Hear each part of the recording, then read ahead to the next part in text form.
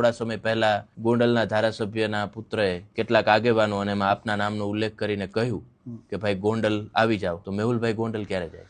દેખો, નાના છોકરા બાંધે ને ત્યારે એવું કહે કે તું આ પોપડામાં આવી જાજે, આ મેદાનમાં આવી જાજે, અમે બાંધી લઈશું. તો વી આર મેચ્યોર ઇનફ. આ સંવિધાનનો જમાનો છે, કાયદા કાનૂન મુજબ પ્રક્રિયાઓ ચાલતી હોય છે.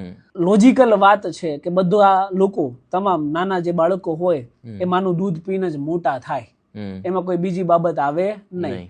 એટલે આવી જ્યારે ચેલેન્જો આપણે સાંભળીએ ને ત્યારે આપણને એવું થાય કે આ લોકોને એક વાર અભ્યાસ કરવો પડે કે તમે તમારા નામની આગળ સામાજિક સેવકના ટેગ મારો છો એ રાખવા કે હટાવી દેવા.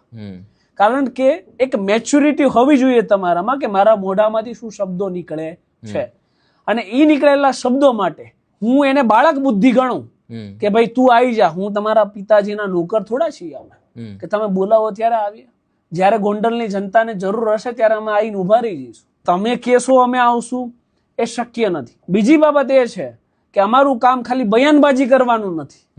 રાઈટ, 2000 થી 2200 કેસો લડીએ છીએ, જનતાના ન્યાય માટે કોર્ટમાં અવાજ ઉઠાવીએ છીએ, ઓન રોડ ફાઇટ આપીએ છીએ.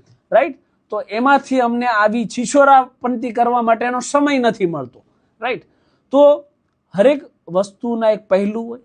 ભવિષ્યમાં ગોંડલ પણ જઈશું અને એની માટે કોઈને બોલાવવાની, કોઈને પૂછવાની જરૂર નથી. આ ગુજરાત છે અને ગુજરાતના અમે વતની છીએ અને સમગ્ર ગુજરાતમાં મજા આવે ત્યારે